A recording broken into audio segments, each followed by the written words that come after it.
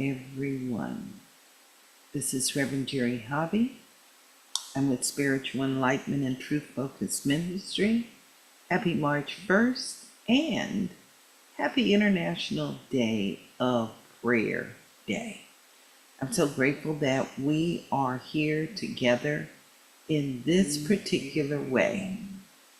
This is Reverend Jerry Hobby and Spiritual. I invite you to simply breathe with us today. This is morning meditation. And with our morning meditation, we normally come together every morning just to be in the place of the silence. So I'm inviting you right now to join me as we anchor into the place of the silence, just acknowledging the divine, allowing the inner to fulfill itself, its highest and greatest desire. So we just simply breathe this morning, anchored in love.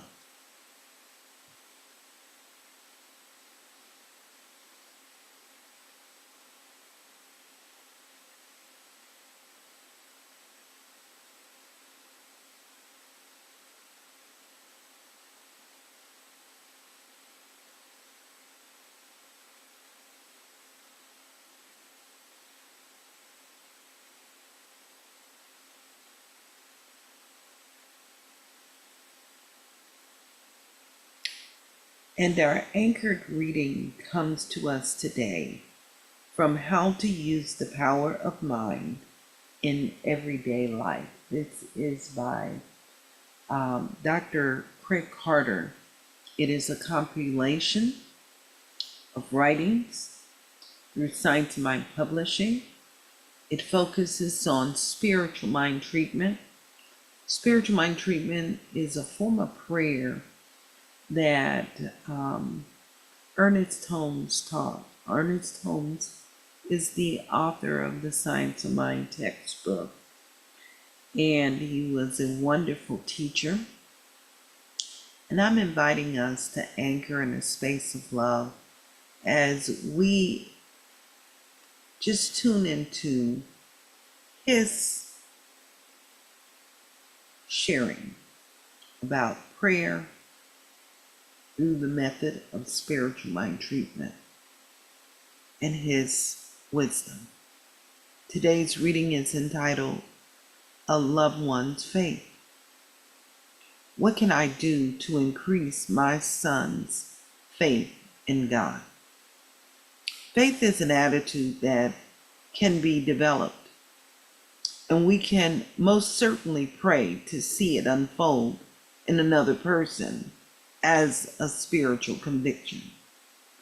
Every person is an expression of God, bearing the life and mind of the infinite.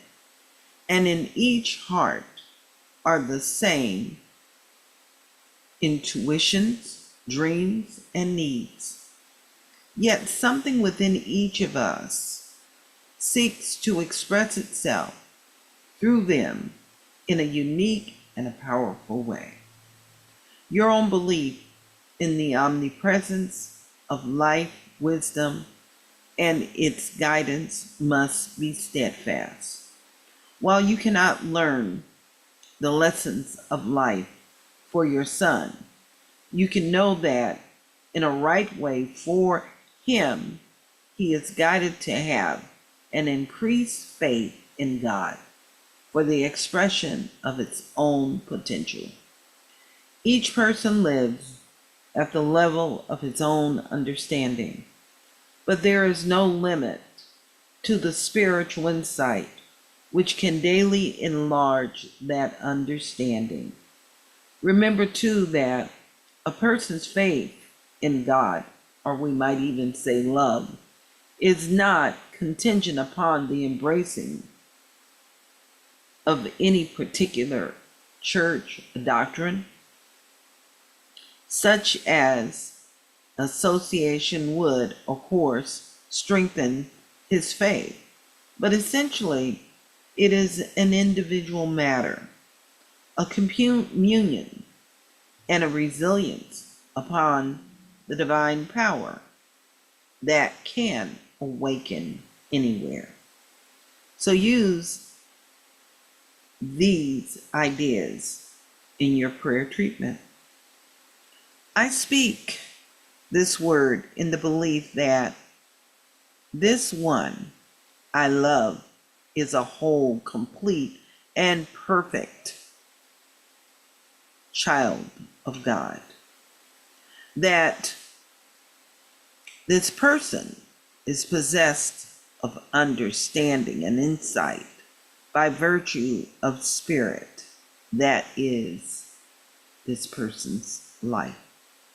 This spirit knows how to bring the presence into recognition to the nature of God or love which dwells within them. I know that as I myself recognize God in them, they respond to this recognition and seize themselves and in their own way the God is a real and present power in their affairs. Believe in the word, your God, so shall ye be established. That is 2 Corinthians 20:20. And our reading comes from Science of Mind, page 162. Faith is centered in and cooperates with divine mind. With that in mind, I invite you to simply breathe right now. And as we're breathing this morning, we're breathing into that faith, knowing that God is fluid, that God is everywhere present, that God is life, and that life of fluency, the life of God, which is omnipresent, which is fully alive within all beings of life, from every perspective, that it is all inclusive and it fulfills itself right where we are right now. So we breathe and anchor in the great I am. I invite you to be still.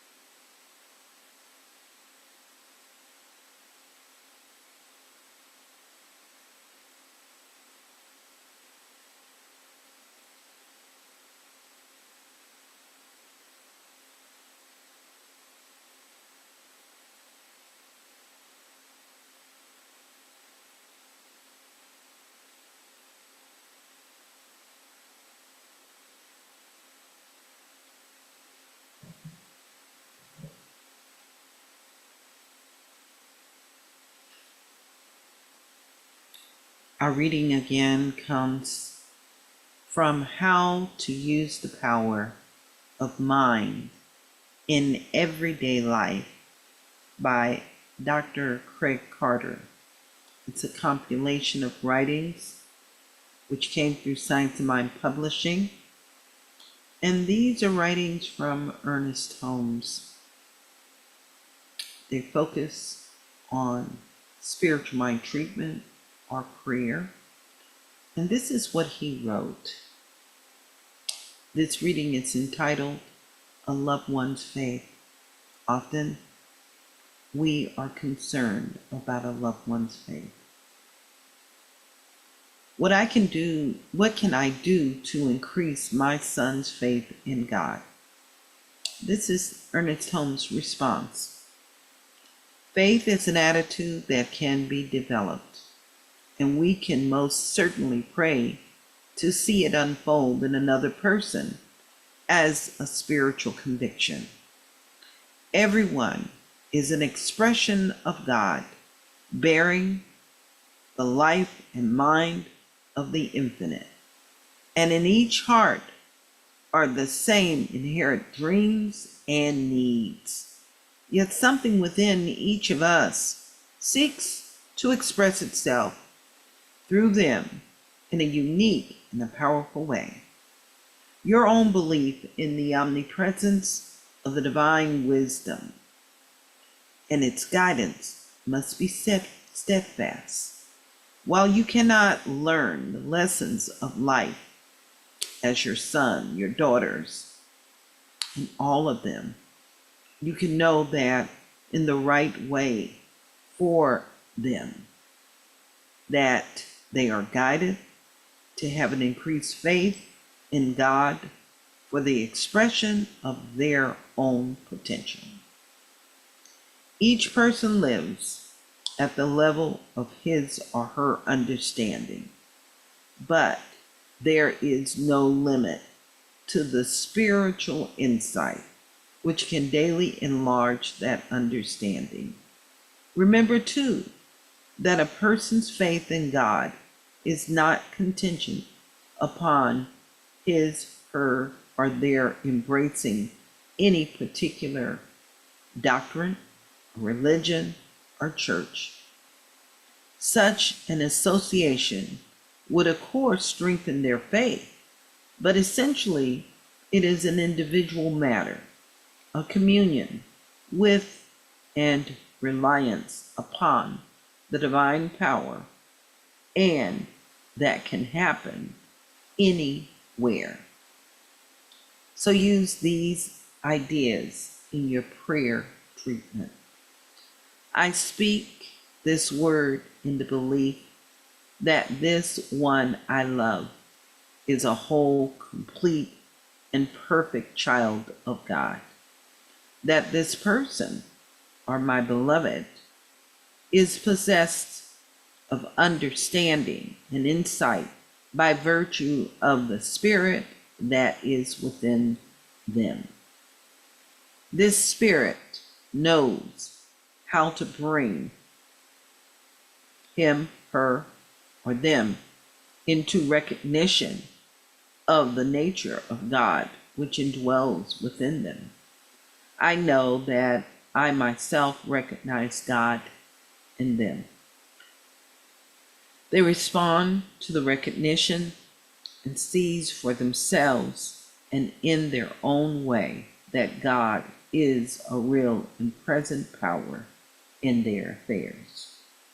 And in 2 Corinthians 20:20 it reads, "Believe in the Lord your God, so shall ye be established."